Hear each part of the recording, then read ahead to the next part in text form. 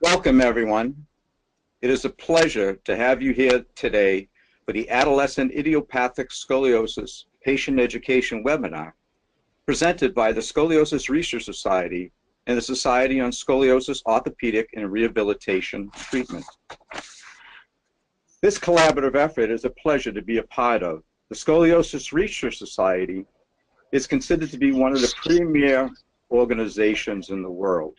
For over 50 years, it has provided care to all patients and is a leader in the scientific research and education in this field. It includes over 1,000 leading spine surgeons, researchers, physician assistants, and orthotists who are involved in this research and treatment of spinal deformities. SOSORT is an international organization focused on fostering the best conservative management for scoliosis and other spinal deformities, and to encourage multidisciplinary teamwork, including scientists, medical and healthcare professionals, patients, and their families. Together, these two organizations provide optimal care for the scoliosis patient community.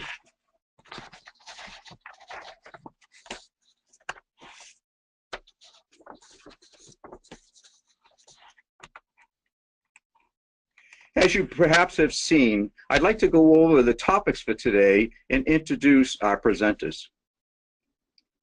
The first presentation will be on your spine and scoliosis, giving you a basic understanding of the spine and what happens when there is an abnormal curvature that may occur. The second presentation, this will be the first one, by the way, will be given by Sabrina Donzelli. Dr. Donzelli is a medical doctor working as a clinician and researcher at the Italian Scientific Spine Institute. She is the author of various publications in the field of spine pathology, and she is a course coordinator for the Principles and Practice in Scoliosis Conservative Treatment.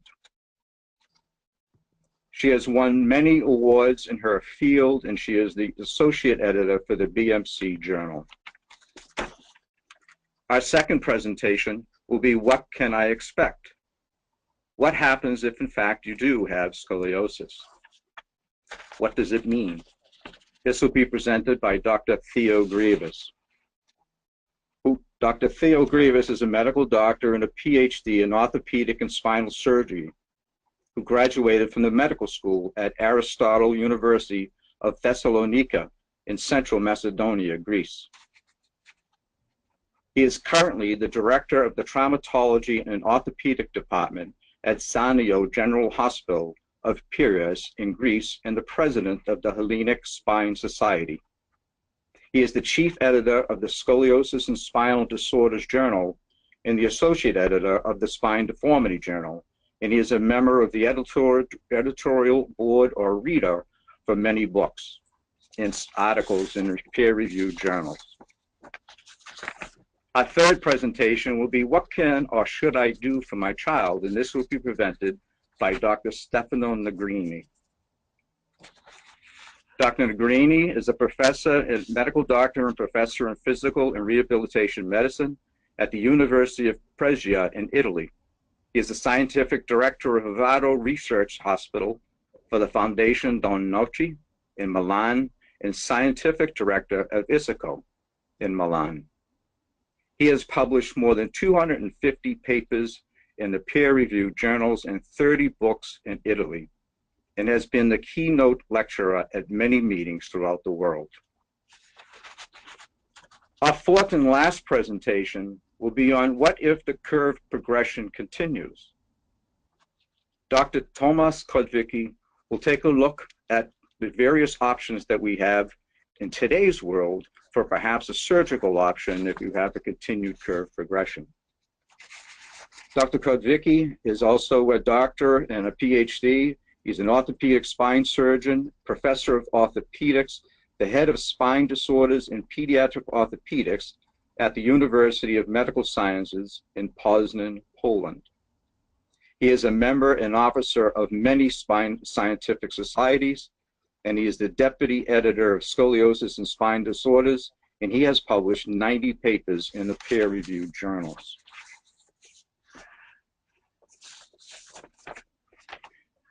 If I could go back to that previous slide, please. Jenny, previous one.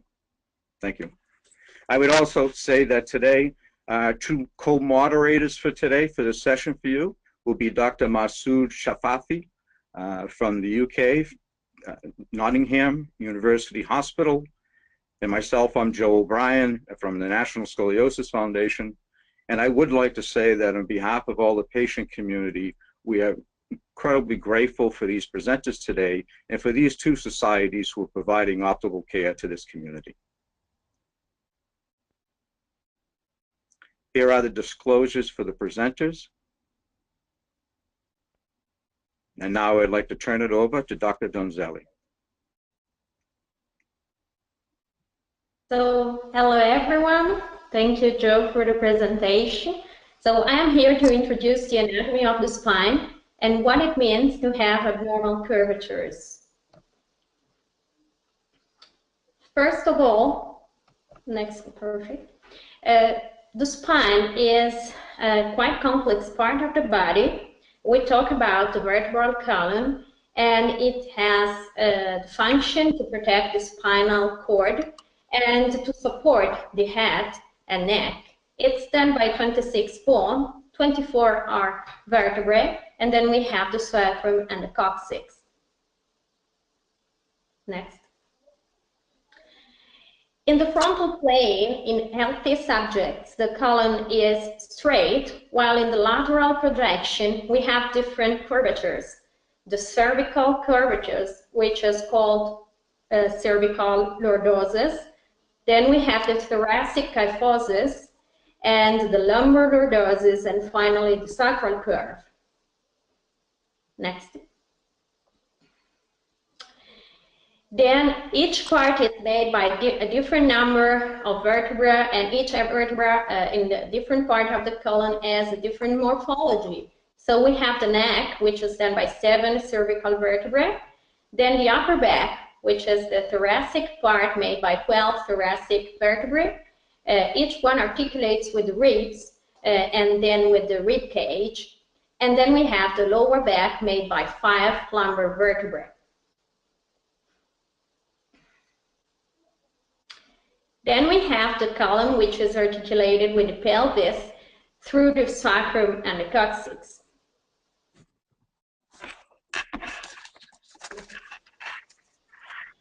So, next one. And so this is the basic of the anatomy, but next, please. Perfect. But during growth, we have during life some period with rapid growth. The most important period of life is the pubertal growth, in which very rapid body changes happens. And so these are crucial moments for growth. Next one, please.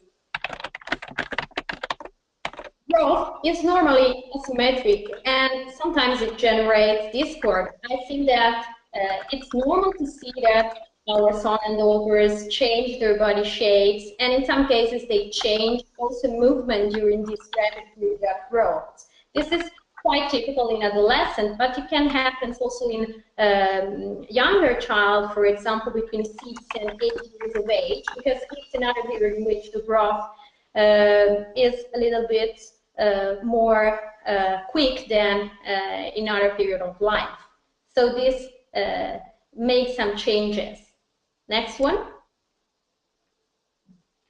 So it happens that we can see some asymmetric in the body of our children, young boy and girls, and in some cases it's normal to see a leg length discrepancy, which is a typical sign of growth, but it happens to think that leg length discrepancy is a sort of omen of scoliosis. In reality, it's normal that leg grow in a symmetrical way, and so in rapid period of growth, it's normal to have a leg length discrepancy.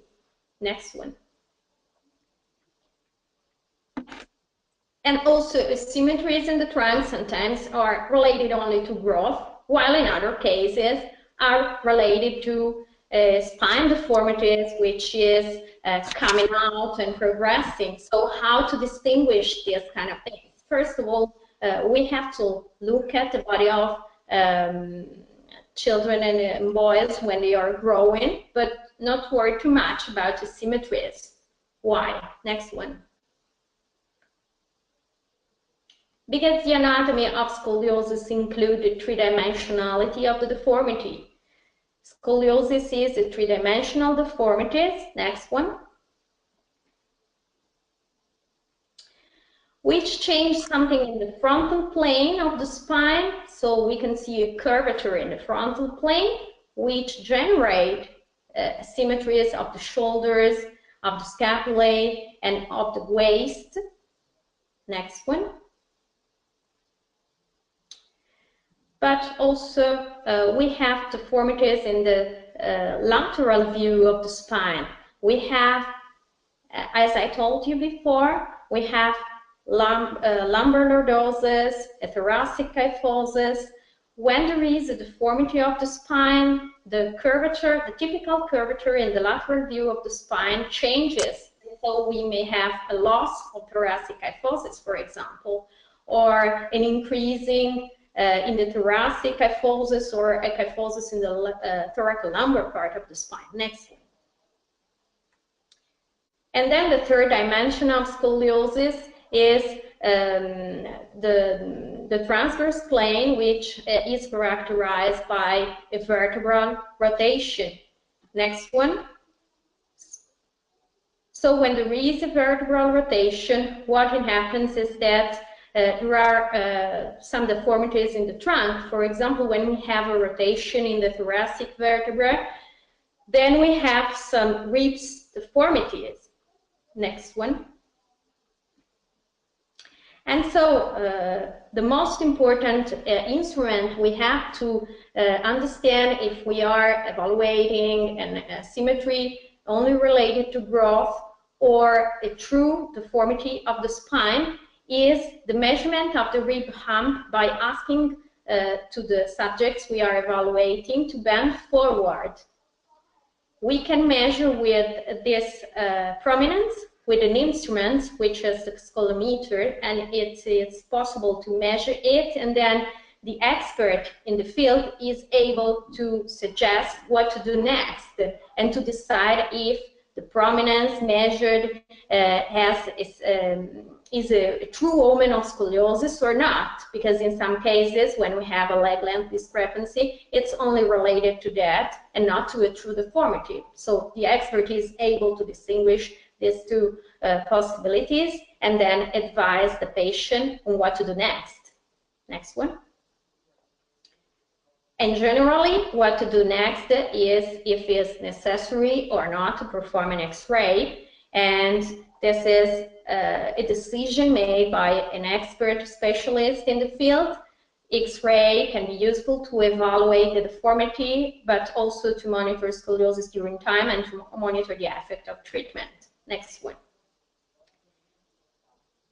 So if you have some doubts and if you are at home and you want to understand if your son or daughters have a hump, and so you have the suspect that they have some spinal deformity, you can use this very simple instrument. You can construct it. It's homemade, and you can find to this link the instruction to create this torsion bottle, able to make you aware if your sons or daughter have a significant rib hump, which should be evaluated by a specialist.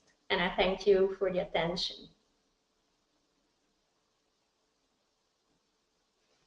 Hello from Athens. I'm Theodoros Grivas, and I'm going to speak on the natural history of idiopathic scoliosis, from now on abbreviated IS. In other words, what a person suffering IS can expect, and on the role of growth and the problem of progression. Next, please. Next, please. Let's start with some definitions. Scoliosis, as it was said, it is a 3D deformity, affects all ages, both genders, and can be found around the world. Next, please. Next, please. What idiopathic IS means? Idiopathic means we don't know the cause. IS is the most common type of scoliosis, 85% of cases. Next. There are various types of IS. If it is developed in infancy or childhood, it is named infantile and childhood IS respectively. These two types are included in what it is said early onset scoliosis, or EOS. Next, please. Next, please. Adolescent Idiopathic Scoliosis, or AIS, is named the scoliosis which develops in preteens and teenagers before bones become mature. This type is much more common in girls than boys. Next, please. Next, please. On an X-ray, the spine looks more like an S or C rather than a straight line. Next, please. Now, let's see what are the signs of AIS. If we observe a girl with scoliosis, we may notice that one shoulder may be higher than the other, one shoulder blade may be more noticeable. With the arms at the side, there may be more space between the arm and the body of the side. One hip may be higher than the other. The head may be not centered over the pelvis. The breasts may be asymmetrical, and on bending forward, one side of the back may be higher than the other. Next, please. Next, please. There are numerous classifications and sub-classification systems for IS. However, what it is more noticeable is the appearance of the child, and here is noticed showed the classification of scoliosis on the basis of the location of the spinal curve. Radiographs, top panel, corresponding patient photographs, bottom panel, show the more common 4 types of scoliosis classified on the basis of the location and the apex of the major spinal curve. 1 is the right thoracic, 2 is the thoracolumbar, 3 is the lumbar, and 4 is the double primary, which results in a more balanced body image. Next, please. The causes, in other words, the etiology of scoliosis. So far, there is no current known cause of IS. What we know is that frequently runs in families and may have genetic component, yet there is ongoing active research to identify these genes. However, there are other types of scoliosis of known cause, namely the congenital scoliosis due to defects of vertebra and the neuromuscular scoliosis due to neurologic or muscular conditions. Next, please. Next, please. Let's see now what we know for the natural history, that is, what it may happen in the future in people suffering idiopathic scoliosis. There is some scientific evidence. Next, please. 90% of cases are mild and do not require active treatment. However, these cases must see a scoliosis specialist to ensure appropriate care. It is very important for growing adolescents to follow up with the treating surgeon if scoliosis is diagnosed. It is important to know that repeated physical exam and X-rays may be needed. If there is an increase in scoliotic curve, then the child may require bracing and occasionally surgery. Next, please. There are some reports for the fate of the untreated adolescent idiopathic scoliosis. In 1968, Scandinavian studies reported on long-term outcomes of untreated scoliosis. There are several limitations about this study. Overall poor quality. It was reported increased death, chronic low back pain, yet heart and lung problems. This misinformation created high anxiety among patients and families. Next slide, please. University of Iowa in the 90s reported a long-term study of patients with IS. It was reported a 50-plus year follow-up of untreated scoliosis patients who were followed from their teenage years throughout their life, and their average age was 66 years at follow-up. Next slide, please.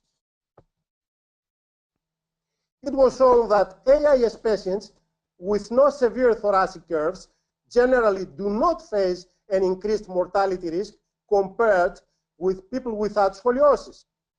Usually, there are no severe lung problems when scoliosis begins in teenage years, but lung failure and early death may occur in early onset scoliosis.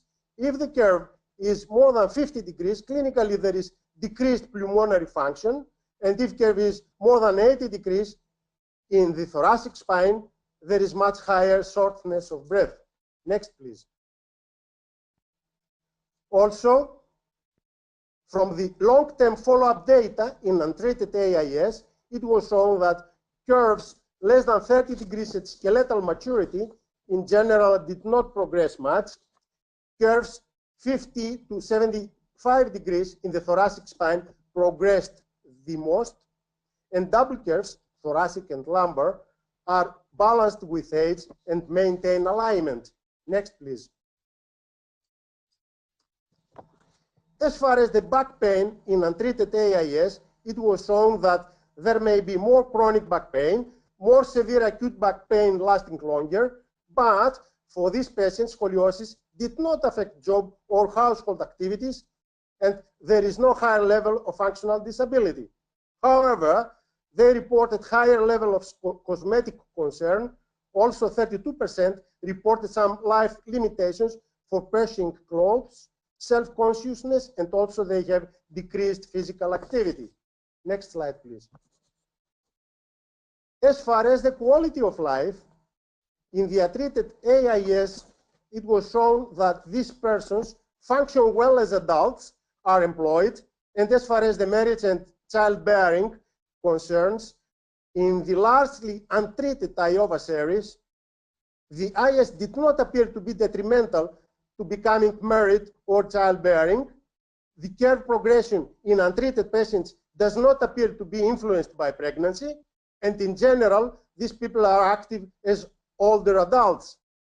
Professor Mark Asser, one of the prominent United States orthopedic surgeons, reported that such knowledge of AIS natural history as is available, although admittedly incomplete, is detailed enough to provide reassurance about the long-term effect of untreated AIS for most patients. Now, next please. Next please. Determining which patients should be treated requires a comprehensive assessment of a patient's remaining growth potential. The commonly used methods to assess patients' remaining growth potential are radiographical methods of bone age assessment. Additionally, some useful information on remaining growth potential is based on the assessing some anthropometric parameters like the change in body height and arm span, and on onset of menarche, the period. And last slide, please. The comprehensive assessment of a patient's remaining growth potential will not only help the doctor to determine which patients should be treated, but in addition, with the knowledge of some other parameters, the treating doctor will be able to assess the likelihood of progression of the curve. Likelihood, which also helps the doctor to tailor the appropriate treatment. The factors related to the progression of the curve are age in years, bone age, bone may mature differently from a child's actual age, degree of curvature, location of the curve in the spine, status of the puberty period. In a premenarchal girl, the curve may be more progressive. And finally, gender. Adolescent idiopathic scoliosis is more frequently affecting the girls. Counseling the patient and family regarding treatment, these natural history data are important and must be communicated with them. And now I pass the microphone to Professor Negrini to speak on the non-operative treatment for AIS. Thank you very much for your attention. Thank you, Dr. Grivas and Dr. Donzelli, for telling us in your presentations what happens with abnormal curvatures and what could we expect. Now, before we turn to Dr. Negrini, I want to invite all of you and remind you that on your side panel, you should see an opportunity to ask questions. Please write your questions down, and Dr. Shafafi will go through them, and we'll have each presenter answer them, and as many as we can, depending on the priority, and trying to classify them into those that are most important for the majority of the large audience that we have here in the presentation. So please go to the side and write out your questions, and we will make sure that we try to answer them at the end of the presentations. Now, Dr. Negrini. Thank you very much, Joe.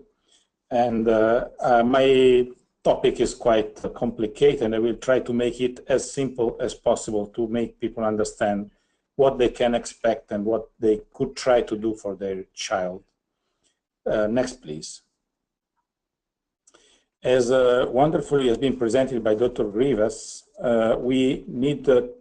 it's not important to have a curvature in the spine. We can easily live with some asymmetries, and the spine can be a little bit asymmetrical without creating really big problems. But what are the problems that can be created by an important curve, an important asymmetry? There are fundamentally four. One is a problem of aesthetics, and the problem of aesthetics happens to your child, and you can immediately see in your child if there is an aesthetical problem. The second one is low back pain, and low back pain usually doesn't hit in the kid, usually happens in adulthood. And the third point is the progressive deformity, and this is in the kid, but what is most important is a situation at the end of growth that can cause progressive deformity all over your life. And this in the end would create and would impair your quality of life. What is a scoliosis? An untreated scoliosis that progresses during adulthood. We have some examples in the literature, in the cartoons. For example, the Nostradamus, the Hunchback of Notre Dame, is an example of an important thoracic scoliosis that causes a progressive flexion forward. And this, in the end, can impair a lot your quality of life. So we treat scoliosis in kids to avoid these health consequences in adulthood. Next. What research has, please go back one slide. What research has shown us is that there are some critical thresholds. We know that until a threshold is around 30 degrees, we don't run so big risks for adulthood. So in the end, when we treat a scoliosis, we can allow to have a little bit of scoliosis if it does not become too important. And we also know that above 50 degrees, these problems are almost always present, while in the gray area between 30 and 50 degrees, the risk of problems in adulthood grows rapidly. And so this also allows us to understand what to do and how to do it. We should try to avoid as much as possible to reach the threshold of 30 degrees. And when we are above this threshold, we should try to reduce as much as possible the deformity. And when we are above 50 degrees, we should try, at least if it's possible, to avoid surgery, or if it is not possible, we will go to the surgeon. So the aims comes from the quantity of the deformity that we have in adulthood. Then obviously the things are much more complicated. This is just an example to make you understand that it's not important to have a scoliosis. It is important if this scoliosis can really impair your quality of life in the future. Next. Consequently, also the therapeutic tools that we have can be used according to the importance of the curve. In fact, which tools we have? First of all, observation. Observation is really a treatment. If you have a scoliosis, scoliosis doesn't disappear. It can happen only very rarely in very young kids. In all the other cases, it doesn't disappear spontaneously. So if there is a scoliosis, you have to observe it and follow up it regularly during growth to see if it progresses. If the first stage of treatment could be physiotherapeutic scoliosis-specific exercises. We now have proofs of effectiveness of these kind of exercises of different schools from the Schroth treatment to the CS approach to the Lyon approach. There are different schools around the world, and some of these have shown their effectiveness. And then we can have bracing, and bracing can be applied with different kind of materials. We can have elastic bracing, we can have rigid bracing and very rigid bracing, and also the number of hours can be different according to the importance of the problem of your patient. And as you can see in the figure, it has been proposed a step-by-step treatment. What does it mean? When the scoliosis is very low, observation is enough. If scoliosis progresses and is more important, you can approach it with exercises, but exercises are less effective than braces, and braces obviously are have less favorable outcomes than art plastic braces, casting, or even surgery. So according to the importance of the curve, you will have a different treatment approach. What are the problems that in which you can occur with this approach? If you choose a too high step and the scoliosis of your kid could be treated with a lower step, you are over-treating. And you are impairing the life of your patient, of your kid more than with a lower level step. Or if you use a low step and you are under-treating, you will run the risk of much more higher risk of progression. And if the curve progresses, then it's very difficult to go back. So the real problem for the treating physician is to choose the right step for the right patient at the right moment. And under treatment and over treatment are both a real issue and problem. What is important is also to choose correctly the treating physician, and it must be an expert. Next slide, please. It must be an expert because you have to understand where you are, and then you have to also, most of all, to make a prognosis. There are periods in time in which scoliosis progresses very rapidly, and in this period of times, you need to know very well the natural history of scoliosis. You need to be able to understand what is the risk that this curve progresses, and then to apply the right treatment. And this is really a question of experience. It's a question of treating many scoliosis, and this is why you need an expert in scoliosis. As you can see in this slide, you can apply the different treatments in different situations, and each situation is applied, require more or less effort of the patients. Next slide.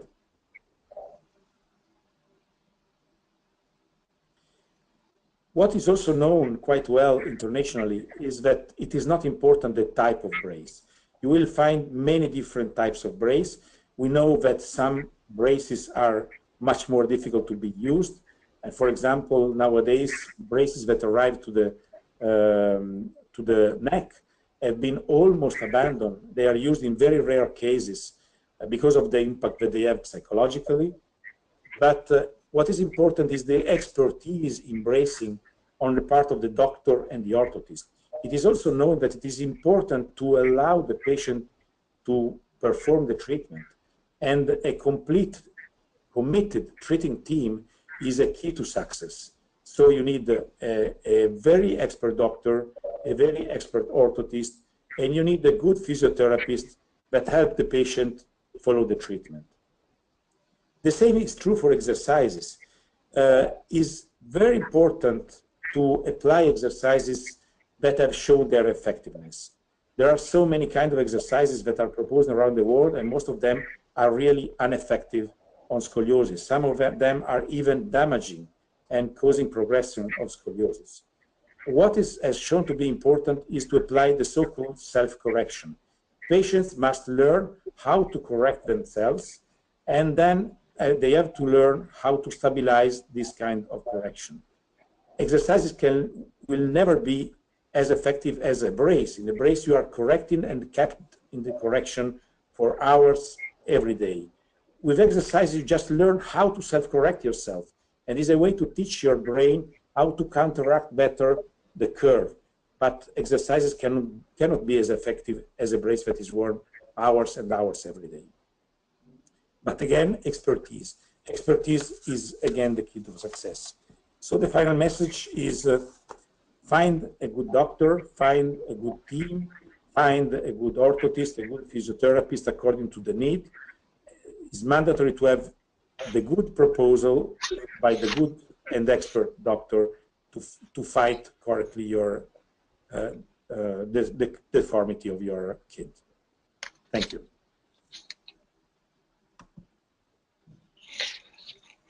Yes, thank you very much. Welcome everyone. It's good to be with you for this SRS SOSORT webinar. I'm Tomasz Kotwicki. I work in Poland, Poznań. I'm an orthopedic surgeon, pediatric orthopedic surgeon, and spine surgeon. And I would like to speak a few words about what can happen later if this non-surgical treatment is not effective enough to stop the curve progression. Please, next slide.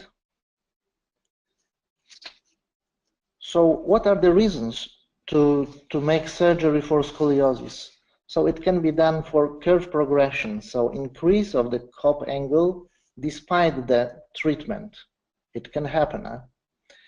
It can be done for curves that are already big at the moment that you visit the doctor. So they are over 50 degrees, 60 degrees, 70 degrees. Unfortunately, every year we receive the patients that were not treated before, that discover the deformity already at a very important angle. Another reason is aesthetics. So if it is important trunk imbalance, so the thorax is shifted to the side, or if it is a rib prominence, it can be also the reason for surgery. As for the pain, it's very rare if it is idiopathic scoliosis in the adolescent period. So, but it also can be the reason for surgery. Next slide, please. What is, on the other hand, the motivation of the patient to undergo surgery? So first is to get immediate and very important curve correction, because I can tell you it really changes the situation. It can largely improve the aesthetics, the trunk balance, the trunk rotation, so all this external aspect that is so important to the patient and to the family. The other point is that it is a definite stabilization of the spine for the lifetime. So if it is well done and with good indications, and then you can count on that you will be really free of all these braces, daily exercises, and you can forget about the cop angles. Next slide, please. What about the decision making?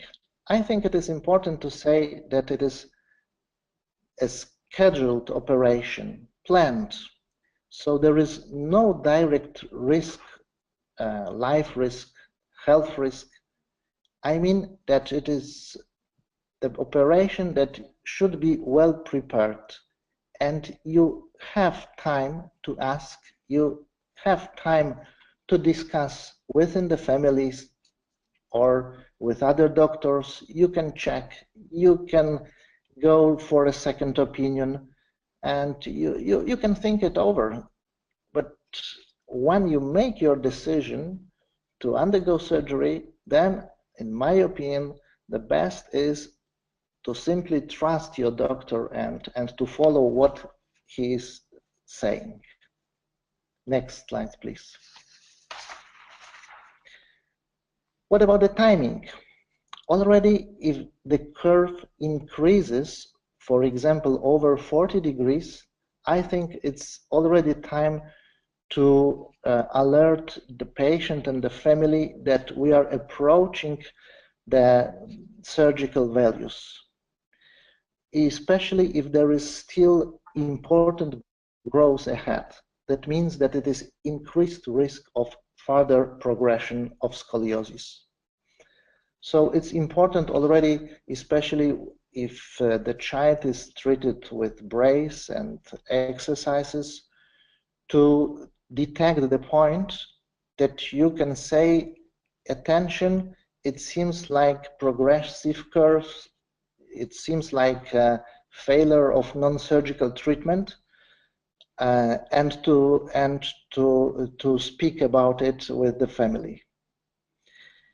On the other hand, in my opinion, it's important, what already Professor Negrini mentioned, to avoid also under-treatment and not to follow so many various options of treatment that you can find in the internet that are presented as miraculous and are non-effective in most cases. Next slide, please. What is the technology? So how it's made this operation? So first you have to have the incision and the scar. In fact, we do not do the mini-invasive treatment for scoliosis because we need to make what is called spinal fusion. So this scar can be posterior, vertical, or can be oblique and the lateral at the side if it is anterior approach. This approach, that means that we put the implants on the posterior part of the spine, where you can find the spinous processes, transverse processes, lamina, and the pedicles, or their implants can be put on the anterior parts of the spine, that means on the vertebral bodies, but it's rarely. The spinal fusion is always the element of the surgery. It can be done at once in one surgery, or sometimes where the curve is important and there is still important growth ahead, we have to make 2 or 3 surgeries or maybe some growing implant. So we say that's a delayed spinal fusion. However, this fusion will take place anyway. Then you need to put spinal implants like screws or rods or hooks or others. And if you have the surgery, you always have risks of surgery. And most of people are most frightened by the neurological risk. And of course, we also as surgeons are very concerned about the neurological risk. So we use the neuromonitoring to be sure that this risk is minimal. However, it will not be 0. There is also infections possible, so we use antibiotics. There can be some mechanical problem with implants like breaking or dislodging, so it's a question of a very good pre-operative planning. Next slide, please. What is the hospital burden about this scoliosis surgery? First, you need a lot of examinations for the heart, kidneys, blood sample examinations, x-rays on standing position, supine, on traction, bending, etc.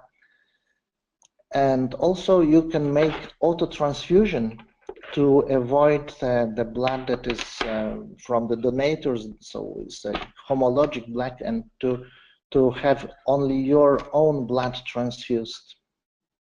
The surgery is about 3 hours, 4 hours, 5 hours, depending on the number of levels, on the complexity of the surgery.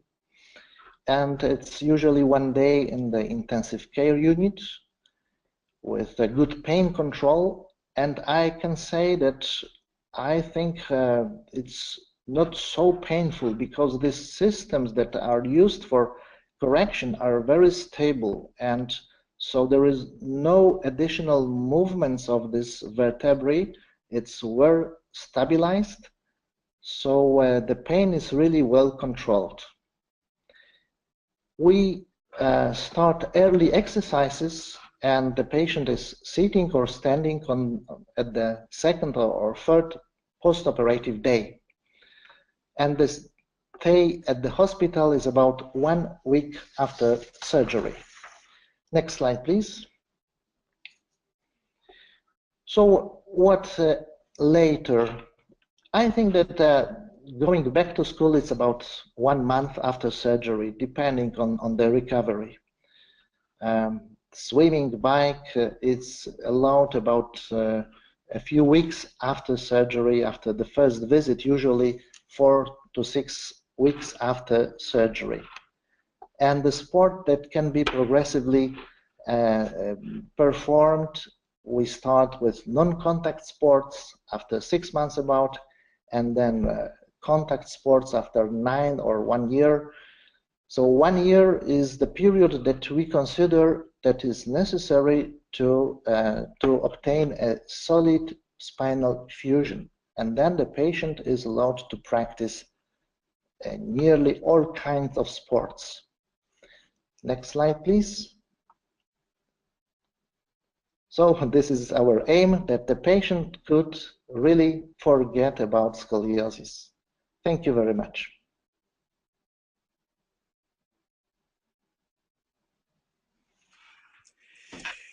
Thank you to all our presenters. We are really grateful for what you showed us. And now we have the question and answer session for the next 15 minutes.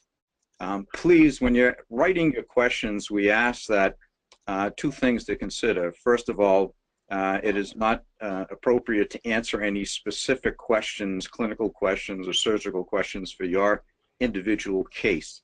There is opportunity to follow up with the presenters here or other people within the societies to try to get that particular information. Secondly, so therefore keep your questions as short as possible so we can get to as many of them as we can. I'd like to open up, perhaps there are several questions that are referring to the long-term impact, whether it be on the non-operative side or the surgical side. So I guess we'll start off with Dr. Negrini. And the question really came from several people, and it was, if my daughter does not want to have surgery, so what is the impact if she was just to continue, and she's at a stage where she may need it, so what is the impact if she continues on just with exercise?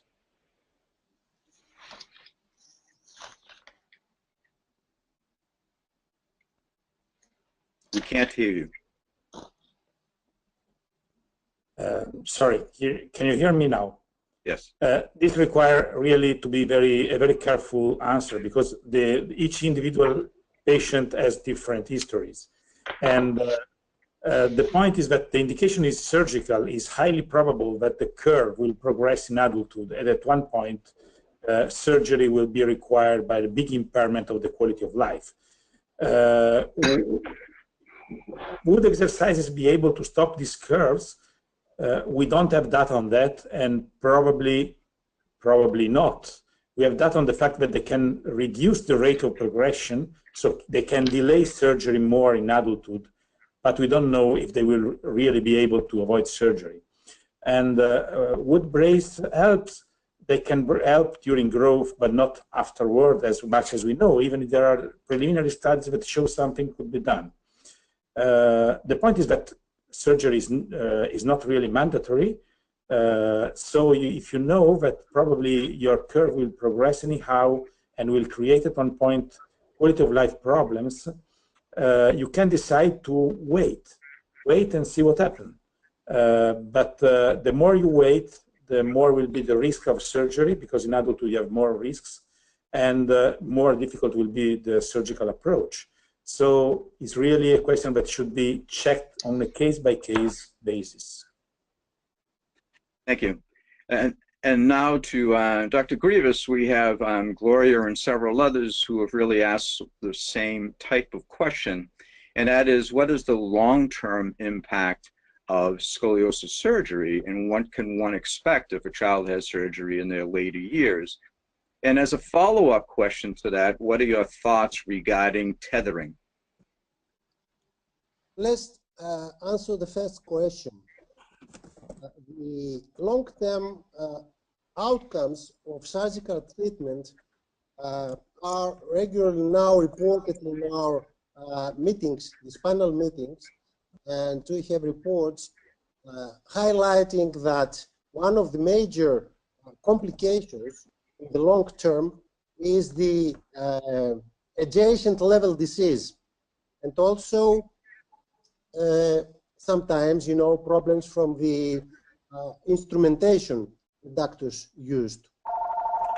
Adjacent level disease means that the level of the spine where the instrumentation ends getting degenerated, and this is a major problem because it's an we could say it is an iatrogenic problem.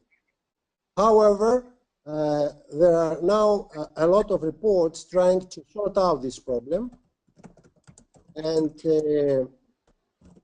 on the other question, can you repeat the question? No, the second question. I can't hear you. You are muted. Yes. I'm sorry. The second question was your thoughts regarding tethering. Well, yes. Tethering actually is not a new way of treating. It's a new module in our surgical armamentarium. The first publications on this surgical strategy was reported in Journal of Bone Joint Surgery in 1950s, and initially as an experimental study in pigs, and later on using staples in people who was treated for scoliosis. Now this idea revived, and they are using now screws anteriorly, going anteriorly in the anterior part of the spine, screws in the vertebral body, and tethers. But we have to wait to see the long-term effects of this operation. One of the complications reported recently in one of the Scoliosis Research Society meetings was the breakage of the tether. But even though there was a small number of these sort of cases, clinically it was very important. But another another point we have to highlight is that it is very complicated to indicate the proper patient to do this, because it is difficult to know if the curve will progress, if the curve is mild. It's not, very, let's say, 50 degrees. If we have a child with a growth potential and a curve of, let's say, 25 or 30 degrees, then this child may progress or not. It is the first difficulty, and the other is that sometimes if there is a lot of growth potential, we have overcorrection. So we have to wait and see how time-honored is this method. This is my opinion. Thank you very much. Now there's a general question for Dr. Donzelli in terms of, is there anything new thoughts regarding the root cause of scoliosis? Yes, the most important form of scoliosis, which is the most easy to find, is the idiopathic forms, which means that we don't know the real cause. We can estimate that multiple factors are involved in development and progression of scoliosis, and the role of experts is to estimate these risk factors to understand which are the true risks of our patients. But then for what concerns single causes, we have very few answers in this field. Thank you. There are more questions regarding bracing, and Dr. Negrini, Enarita, and others had asked, and Tara, what can we expect from a brace? Could it actually decrease the curve? Yes, if it is a very good quality brace, you can decrease the curve, and if it is a very good quality treatment. The problem is with brace is that if you apply an homeopathic dosage of brace, that means you don't use enough hours for what is the importance of the curve, you will not have results. So it depends on the quality of the brace, on the hours of brace wearing, and the compliance of the patient, the acceptance of treatment by the patient. So if you are prescribed 23 hours per day and you use only 18, you will probably not have this kind of results. It depends also on the exercises that are add something to the brace, and it has been proven by many studies that you can achieve improvements. And now, Dr. Kotwicki, there was a question that had come in from Jennifer asking, the different types of surgeries, but what about the different types of rods and cages, etc.? The instrumentation that's available. Could you elaborate on some of those? Yes. This instrumentation is composed of some specific parts.